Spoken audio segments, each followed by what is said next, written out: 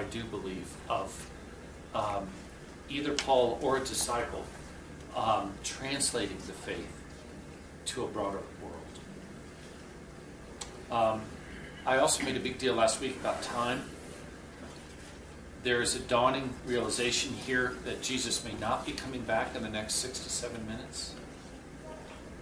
And so, what are our tools in the toolbox? What are our resources for living in this world if Jesus may not be coming back as quickly as we thought? And these letters start to have a sense of, we might be around here a little longer than we thought. Everybody with me? How about that?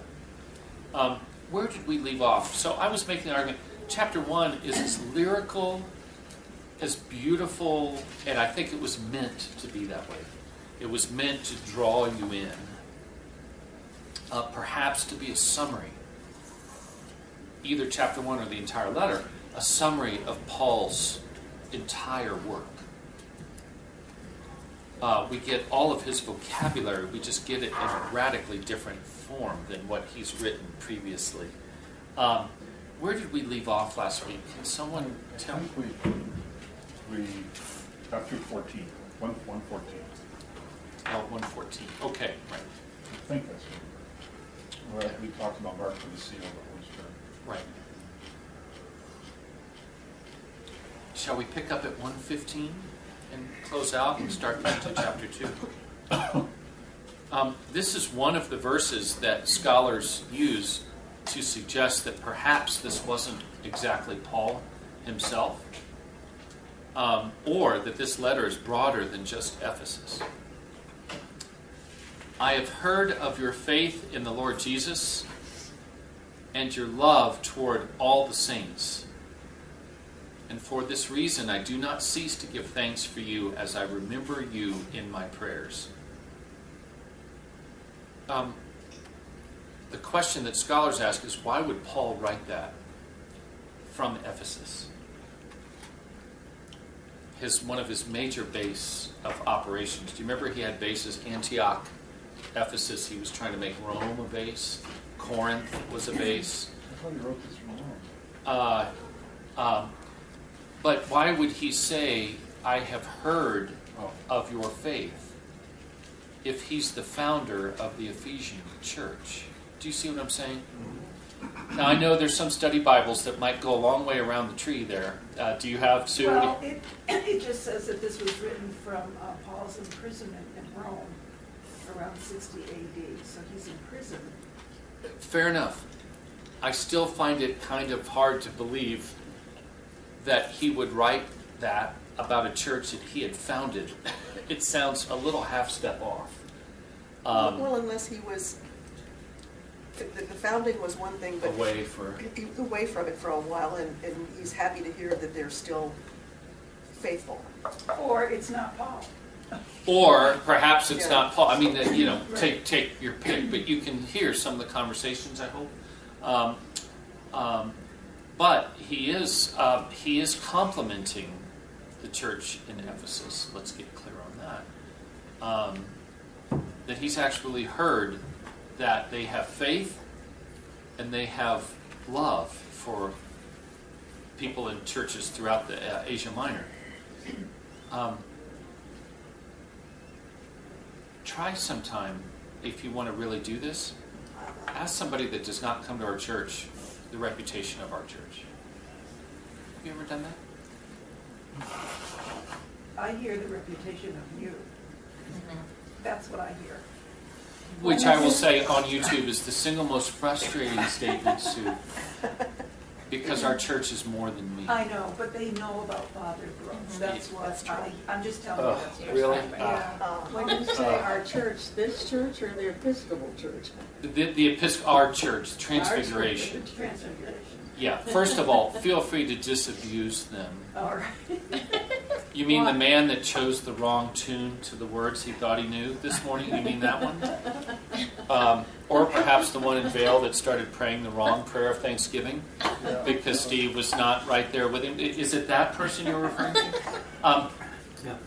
Please help me. Notice that Paul does not make it about individuals first. He might greet people, he makes it about them. Please help me make it about us and not me. A small valley, it's really easy to look at one person, or a personality-driven valley, right? Ask Peyton Manning how long he would go without an offensive line. He's a really good, still today, right? He's a really good football player. Hall of Fame football player. How far would he go without an offensive line? Or receivers? He wouldn't go that far. Church is a team sport, so let me just strongly pound on that. But it is interesting to ask, what do people think about our congregation? Would we pass this statement? People have heard about our faith and our love for other people. That's a pretty high bar, isn't it? Beautiful, strong statement that Paul makes. And for this reason, I don't cease to give thanks for you as I remember you. So the people hearing this letter, and this is a strong word, like abide is a strong word. We heard abide. We heard love. How about the word remember? That's another strong word. Paul says, I might be rotting in prison if it's Paul. I'm not going to forget you. I'm going to remember you in prayers. Most times when people contact me when they're in a struggle, the only thing they really do ask is for us to pray for them, right? Please don't forget us. Very strong word. I pray that the God of our Lord Jesus Christ, the Father of glory, may give you a spirit of what and what as you come to know Him. Wisdom and revelation. Everybody in the ancient world knew about wisdom. Show me a story that is very currently popular where you cannot find a figure of towering wisdom. Lord of the Rings? Who is it? Do you know? Anybody? Forget Tina Turner. Passing. Cultural reference. Let's go to enduring. Iconic. Like Lord of the Rings. Who is the wise person in Lord of the Rings? Anybody know? Gandalf, the wizard. He's lived thousands of years. He's wise. Harry Potter. Not my favorite franchise, but let's do it.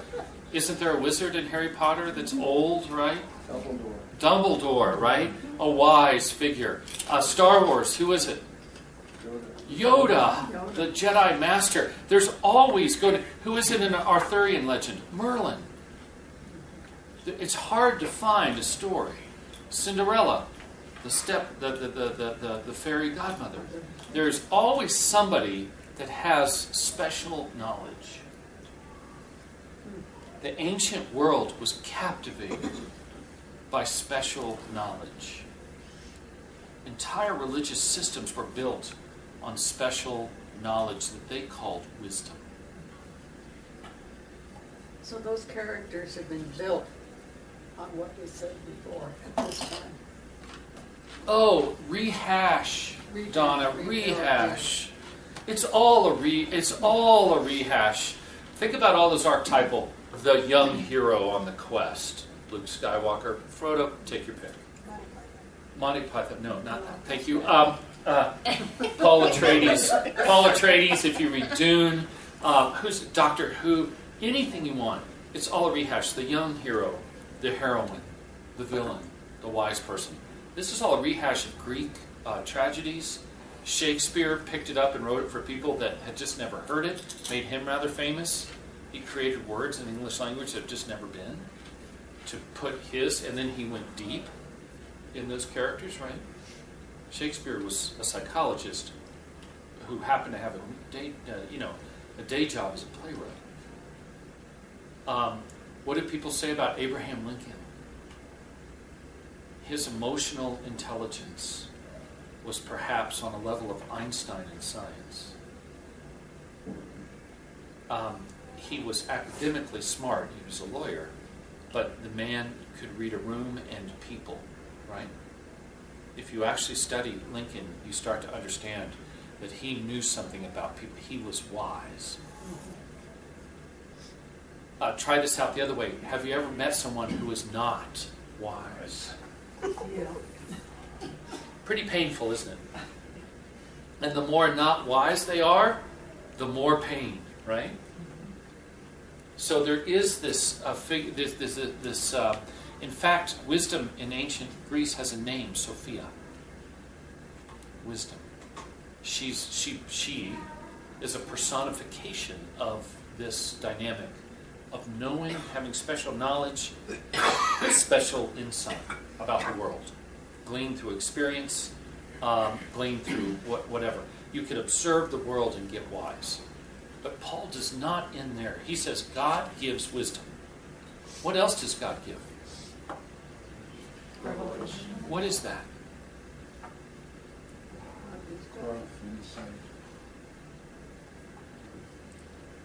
It's actually not quite insight, Dick. Let me tighten you here a little bit.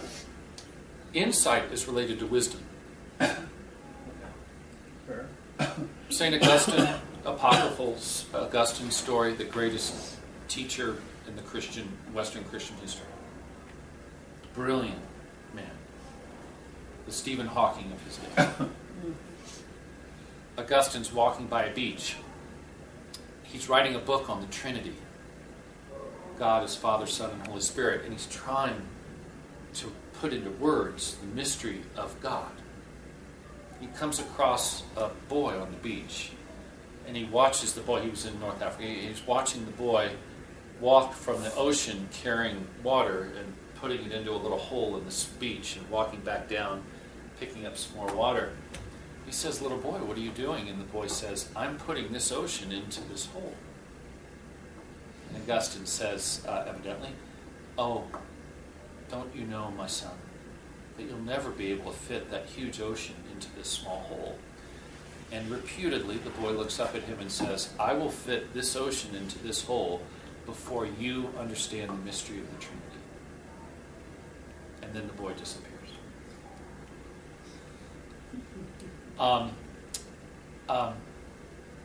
The Trinity is not a doctrine or a belief that you can look out in the natural world. And I know about water as steam, ice, and liquid. I got that. But you cannot look at those three things and go, "Oh, God is Father, Son, and Holy Spirit." The Trinity was revealed. It's something that was hidden that God showed us. There is knowledge that we cannot grasp through observation, intuition, or insight or wisdom. Paul makes a great play on words. Do you remember the play on words in 1 Corinthians? We looked at it last week. Remember what Paul says? He says, God's foolishness is wiser than the wisdom of this world. Do you see the play on words? When God's being stupid, he's smarter than all of us put together. And God's wisdom is higher than any human wisdom. Right? What does God say in the Old Testament? My ways are not your ways. My thoughts are not your thoughts, says the Lord. For as the heavens are high upon the earth, so are my ways higher than your ways, and my thoughts that much higher than your thoughts. God says, I'm different altogether. God is not more of us, better. The Greeks tried that belief system. It didn't go so well. Because you elevate every human attribute and you get Zeus. How did that go? Pretty good, huh? Zeus, who is as vain a man as anybody you will ever meet, who is male. God says, I'm not like you. I'm different. And early Christians begin to understand that things that they are being given spiritually is not like the wisdom of the world. They're starting to see and understand things that there's no other place in God. And we call that experience revelation. Have you ever been, what do they call on a show or a play, or when you're rolling out a business product? I find it interesting. They call it a reveal, right? Tonight, a big reveal on The Voice. Someone's going home. That's shocking, right? Someone's feelings are going to be decimated. Really? I mean, come on. But you didn't know that. And there's no way to know, despite what website you read, there's no way to know that reveal until it actually happens. You look at it afterwards and go, oh, of course it was going to be that person. But you didn't know before. And that's what revelation is. Something we didn't know before. That only God can give. That's why it's a little different than insight. I'm trying to notice, the study about the Bible here is interesting that you can know about something, you can be very intellectual about knowing about it, but to know someone, you have to really be with someone and they're saying you've got to really talk and be part of Absolutely. Jesus, in a relationship with Jesus. That's the revelation. Well, it would be hard to have revelation without intimacy. I mean, think about people we're supposed to be close to. They might share things that we don't know about. It's happened to me this week. Someone shared something. I had no idea. But if that intimacy, that trust is not there, it's not going to happen. So Paul says, I pray that God, the Father, may give you two things, a spirit of wisdom and a spirit of revelation as you come to know Him. So that with the eyes of your heart enlightened, you may know what is the hope to which He has called you. That is a very freighted sentence, and we're not even done yet with the sentence. There seems to be a sense, do you see Paul saying, or a disciple of Paul, most of us get this in one flash moment in time? Did you get your Christian? It's a process. There seems to be an active verb as it's an interesting turn of phrase, as you come to know Christ. There are some of us who can get to know someone quickly. I mean, that does happen. But Paul's suggesting there's a process of formation. There's something about it takes some time. This is where my evangelical brothers and sisters and I might go a little bit. One of their favorite phrases is, parking you in a garage does not make you a car. To which I agree with that statement. Parking people into church might not make them a Christian, and I agree with that statement too. Having said that, I can say that I've had the privilege of reflecting on these things, and I believe that I understand God a little bit more sometimes than I did when I was 20. Maybe just a bit. That there is a process that happens, unfolds over time. Let me introduce you to the verse I'm least comfortable with in the entire New Testament. This is not our word.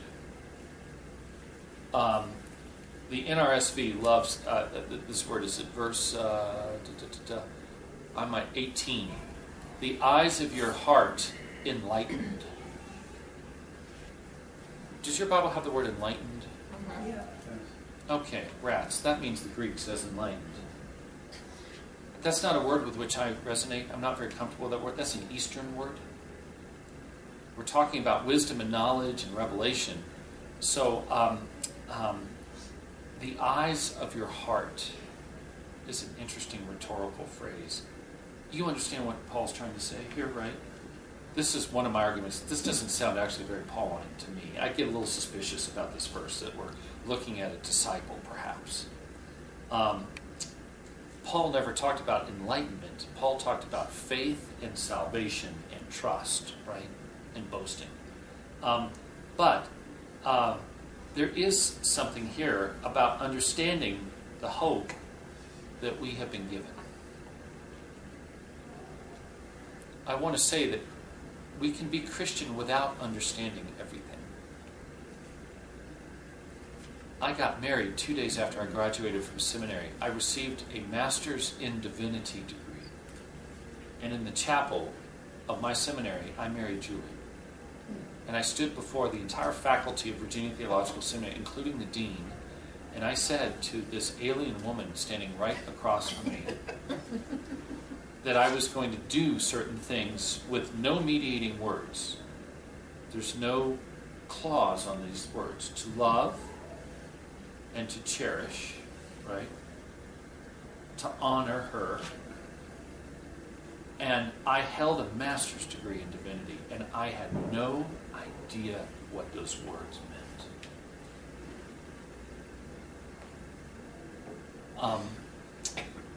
I find that sometimes the commitment precedes the understanding. I don't think anyone would ever get married if this weren't the case. And I think God has designed children making about the same way. Have you ever noticed how odd it is that you understand how to raise them after you have them? I literally turned around in the hallway of the medical center. I did not want to leave. And the burly nurse right behind me knew I was going to turn around. And literally stopped so that I would bump into her. And she said, "Dad, there's only one direction now. Out the front door." I don't know if we're ready for that, you know. Isn't there a certificate course for this kind of thing? My God, you know. I saw a card the other day that was a Mother's Day card that said, "Welcome to the greatest sorority ever with the worst hazing possible." That's true. It's true. I mean, all the stuff they don't tell you, and yet there it is, right? So I'm going to suggest that the Christian faith is not all about comprehension. It's about reception and alignment. Paul here is saying, however, after that alignment, you might actually start to understand a little more deeply the gift that we've been given, the hope to which we have been called. It is okay to go deeper into the Christian life. That's okay. And not only the hope, what comes next? The riches of his glorious inheritance amongst the saints. Why would he say that? You don't. What were Christians doing in these years when they became Christian? What were they being taught to do? Karen? You said, I'm sorry. Well, before you said what were they being taught to do, the Christians were dying.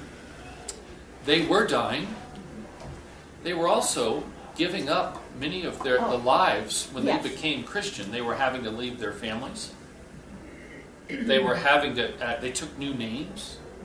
They would often travel away from their place of birth because they could not stay anymore. And it was a communal living, and they, but did that happen now, or was that before? Oh, I or still after believe, this? I would still argue that was still happening here. Okay. That when one became a Christian, because God gave me everything that I need, I no longer needed. It's a fairly simple argument. A lot of material possessions. Now those people over there really need it. I don't. What did Jesus say? Render unto Caesar the things that are Caesar's, and then give to God the things that belong to God. And people did that. So when you walk out of the family, guess what else you're leaving behind? Everything. Your legacy, your inheritance. Think about all these Christian stories. Remember St. Francis, who walks away, he strips off his robes his father's given him, and in front of the local magistrate in Italy, and he walks away stark naked. He says, "This is how it is to be a Christian." He was right. He wasn't schooled, he was not priested or ordained, but he was correct. And so, what's the inheritance that they were being taught? Are they waiting for mom and dad to give them their inheritance? No. So the inheritance that they have is to be united with God forever, and that's the only thing that they have been taught to hope for. I invite you to reread the words of the song that we sang today, "Abide with Me." What's so striking, that's the only song I think I've ever sung that's written by a man on his deathbed. I was quite struck to find that out. And, what's really important right about there? I've never heard someone talk about the garage door opener on their deathbed. You know, the one that squeaks and it bangs around and it doesn't quite work? Have you ever heard someone talk about that? I just never have. It's not important. They were being taught literally about what really is important. Father, who are the saints? Are those the people, are Christian saints or people who have died? This is really easy, Sue. It's you. I would much rather talk about you than me when it comes to our church. You, Paul calls the members of the churches that he founded saints. So frankly, it's you. So he's talking about the people in there's no pews, but the people in the church in Ephesus and probably around all of Asia Minor. Little s saints, that's you. Okay. And so he says, this is now our shared, we are rich, not in material possessions. We're rich in the inheritance that we're being given. That's the only thing that matters. You can't take anything else with you. What else matters? Isn't that interesting? And he's not done yet. And what is the immeasurable greatness of his power for us who believe? According to the working of his great power. Oh, we just repeated ourselves. Power in the ancient world was also a big deal, just as it is today. Countries have power. Cities and nations and leagues and alliances had power. There was also an idea of personal power. One of Greek's greatest heroes, what's his name? Achilles, for one. Who's another great Greek hero with strength beyond imagination? Hercules or Heracles, depending on who you read. This was all about power. Zeus's lightning bolt was powerful. The god of war, powerful. This was all about power and strength. And Paul says, where do we get the power from? The immeasurable greatness of his power for us who believe. Friends, these are the days when people could pray a word of healing, a word of prophecy, a word of encouragement, and people's lives were changed for the rest of their life. This was about God's power. And they were taught to look for it and receive it and share it and celebrate it.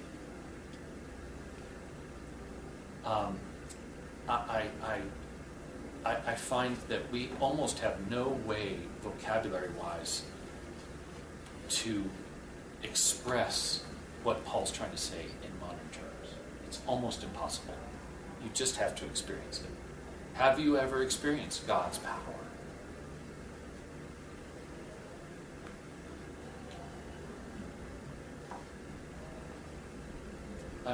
That's really the question.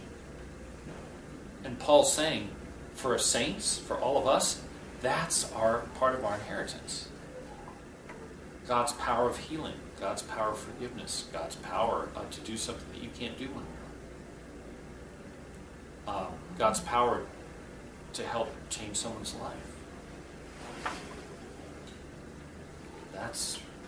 Everybody looks like they have no idea what I'm saying. Am I making any sense at all? Are you with me? Okay. I think we're all thinking about the times when Okay. we felt that. Yeah. It is unmistakable. My mom had a good friend that would do healing prayer, and her hands got hot when she prayed. Darndest thing I have ever experienced in my life. I could bring a good friend of mine right now to you, and she is a healing. She's very wise in Christian healing. And the funny thing is, I've watched her pray for people who say, my neck really hurts. Would you pray for my neck? And she prays about their grandparents. And the woman goes away weeping. It was just for the neck, right? No. This woman discerned that there was something deeper in this lady's past that was the real healing need. Right? It's like I don't know what you call it, medicine, presenting issue versus the symptom versus cause or whatever it is. How did she know that? Wow. She's powerful. Very powerful. But it's not her. It's the Holy Spirit. So, Paul's saying we are given all of those things as saints, as members. God put this power to work. God implemented this power in Christ when God raised him. Got to watch the he and the hims here. When God raised Christ from the dead and seated him in his right hand in the heavenly places, far above all rule and authority and power and dominion, and above every name that is named. You can't even read this without. Do you hear it rising? I mean, try and read this in a boring way out loud. It's impossible. Far above all rule and authority and power and dominion, and above every name that is named, not only in this age, but also in the age to come. Wow. What do we get in that statement that we didn't have before? This is part of what's happening. Was Jesus just dying to forgive our sins on the cross? Is that the only thing that's happening there? Well, it's a promise. It's not. Well, it's a promise, but it's also a reality. It's a promise that's been kept. Anybody remember Matthew's Gospel? Dead people start to get up and walk around when Jesus dies. The veil of the temple's torn, right? All this dramatic. It's all about power. Paul's saying there was a power that God unleashed in the world when Jesus died on the cross. And this is the power that Christians are given. That's a profound statement. Something new unleashed.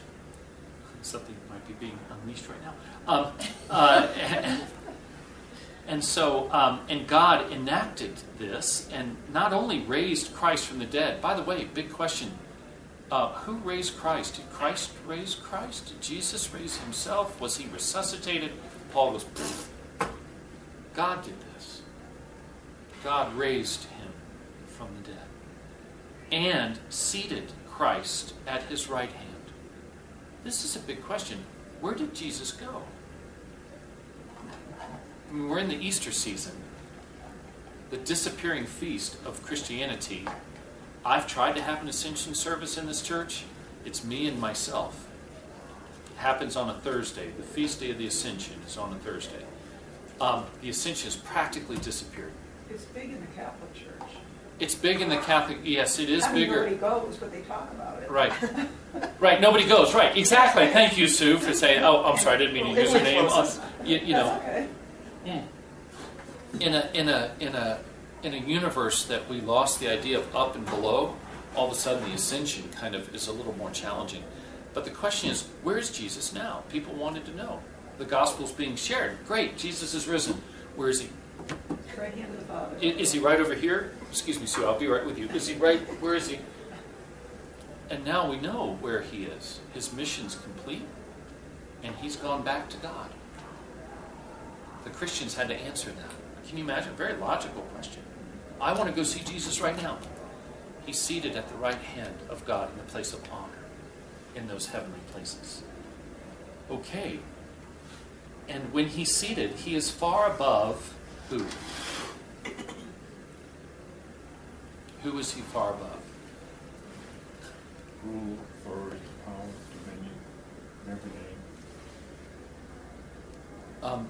Who was the most powerful person in the world in the first century? He's above all. He's above Caesar. Paul does not say it out loud right here. Why not? Right, why not? You don't want to be carrying that letter, right? In the first chapter. when we do a Caesar smackdown here. It's also, if you take this as gospel, today. I'm sorry, Dick, I'm not understanding. Could you be more specific, please? Well, if you're in a dictatorship or you're under ISIS control or you're asking to convert or whatever. Can you do it? Can you do what? Can you convert? No. No. No, you can't. No. Let's be really He's supposed to. Let's be really clear about this. Remember Romans chapter 13? It wasn't all those many weeks ago we studied Romans chapter 13. I invite you to turn your attention again to it. Let's remember, 1 Corinthians chapter 13 is the wedding chapter about love. Romans chapter 13 is, Paul says, God put the government over you. Do you remember this? Right. Submit to the ruling authorities. One of the reasons why people think perhaps this is a disciples, things have changed somehow. Those ruling authorities are now not blessing the church, they are persecuting and executing the church. Who's the boss? In the Old Testament, who was the greatest power in the ancient world? You may remember? Extra Old Testament bonus points. Who's the big dog Oh. You mean, in the world? well, it's God, but other people thought it was Vail. Oh, Baal. How about Pharaoh? Oh, okay. How about Pharaoh?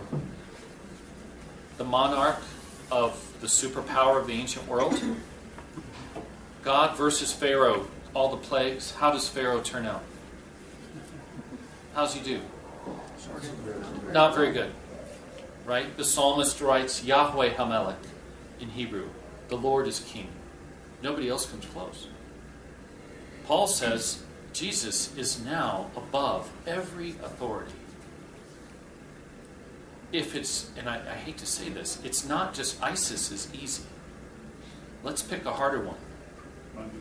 How about, well, money and finances, rule and authority? How about the American government? I'm just saying. Is Jesus above? I'm really asking. I would hope so. Yes. You only got to go this high. We all have different opinions, but let me be clear. The church and state thing, everybody says it's a Christian nation. Can we just stop on that for a second?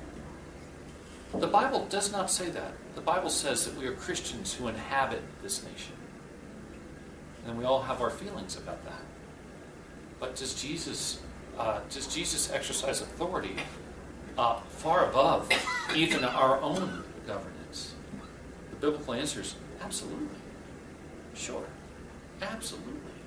I mean, let's get clear on this. If there is any human authority, Paul or his disciples teaching the church, there's only one rule, period. This is really important. The people in this time are being executed the same way ISIS is actually executing them today. And it's for this very thing. So Paul is teaching the people, and by the way, in the ancient world, it was a lot easier to see. If you're in Russia, this is an easy thing to read. Let's talk about Russia for a second. Is it the Russian government that's in authority? Think about this for a second. Who's the one, unless you're extremely well read, who's the one person in Russia whose name you know who's in governance today? Name me a second one. Alexander Medvedev. Name me a third. Can anybody do it? Why not? There is no. There isn't any. Putin is the boss. Putin is Russia's Caesar. And by the way, if you do know a name of someone, they're not going to be around very long. Right. Because Putin really doesn't like number 4, right? North Korea. How many senior officials were just executed, right? For simply asking the question about, what's his name? Help. The current monarch of North Korea. Kim Jong-un. Isn't it Kim Jong-un? Kim Jong-il? Kim Jong-un? Right? Who's number 2? Well, there is no number 2. They just liquidated him. That's his uncle. Yeah, gone. Right? You see, Americans have a tougher time with this, but if you go to Russia, it's really clear. You have to look Putin in the eye and say, I answer to Jesus, not to you. And that's a very dangerous thing to say in Russia today, isn't it? And Paul says, above every name, by the way, that's code for Caesar. Every name that you can name. Caesar, Putin, stop, who cares? This raises an interesting question about the Mideast. Yes? Is there a ruler? Sure. There's always a ruler in the Middle East. You can call them by any title you want. The Bible calls them the strong man. Right? The Semitic world, there's always a strong man. Why is Hafez al-Assad the president of Syria? Does anybody know? Oh, you guys are so well read. You've traveled the world. He was the son of Assad, that's why he's the president.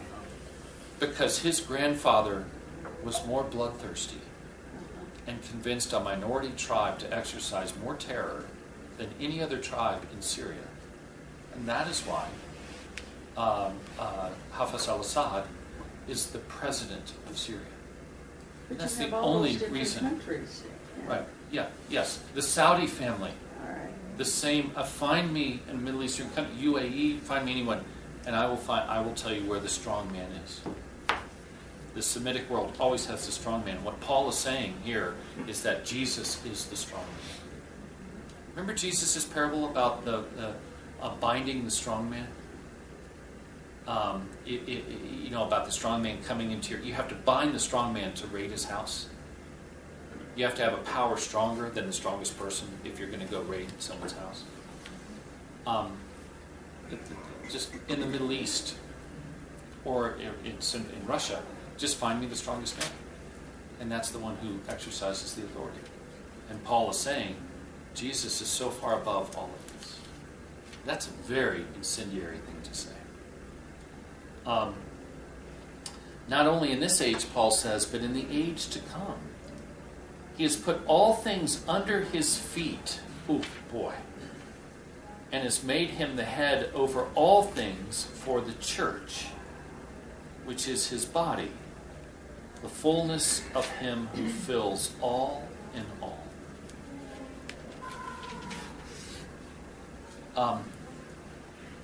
There is a definite cosmology here. Everybody stay with me on these big words. I'm sorry, I have to use it. Cosmology. We're looking up at Jesus. Jesus is looking down at us. Do you see it? And Jesus not only has feet, but he is the head of the church, which is his body. The church is not like his body. It's not a metaphor. We are part of the body of Christ. Everybody with me? This is why Mark said in his sermon, and I couldn't agree more, that we are Easter Sunday Christians living in a Good Friday world. Show me where Christians are being executed right now, and I will show you Jesus being crucified on the cross today. Show me where Christians are being elevated and encouraged and supported and nurtured, and I will show you the body of Jesus resurrected and beautiful and alive. And sometimes at the same time. This is, by the way, a revelation. You can't think your way through this. I don't believe it. It's something to receive as a gift. The next time someone talks about, by the way, I'm just going to go back to this. I'm sorry, Sue, I'm looking at you, but I'm talking to everybody. The next time someone says, wow, something about Father Brooks or anything like that, you might remind them that the head of this church is Jesus. I'm a very poor executive officer, if that. I mean, if I walk into the church and say, oh my God, where are our ushers? Do we have acolytes? What about the finance committee? Are we going to make payroll? That I'm totally missing church. Right? I hope you walk into church and say, how does our body look today? How how's the body of Christ look today? Oh, this part looks pretty good. Ooh, this part needs some spiritual surgery. Okay. This part's celebrating, this part's devastated, this part doesn't have any idea why it's there. And all those parts of the body are moving around. This is the body of Christ. Truly. It might change your view of our congregation or the church in general. Has made him the head over all things for the church, which is his body, the fullness of him who fills all in all. Paul never said that quite like that before. I think we'll close by suggesting a disturbing thought. Is the church supposed to fill all in all? The church? The church.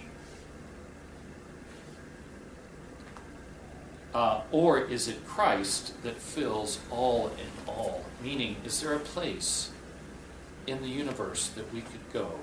This is a great theological question, where God is not there.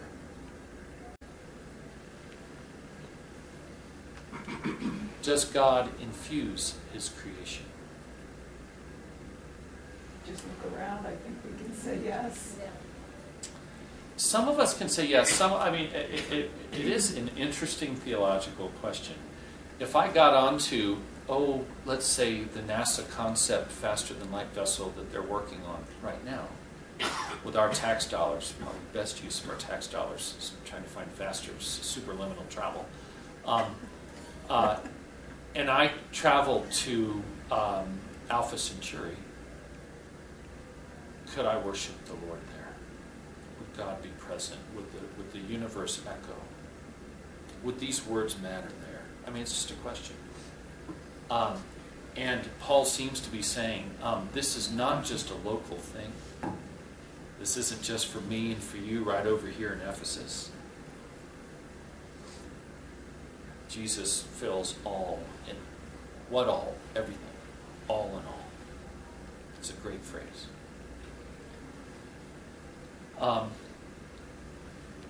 We can excise that part on the tape about NASA developing a concept ship.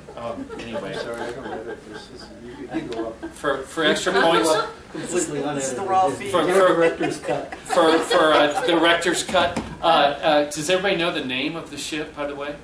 Can anybody guess the name of the faster than light ship that NASA is developing right now?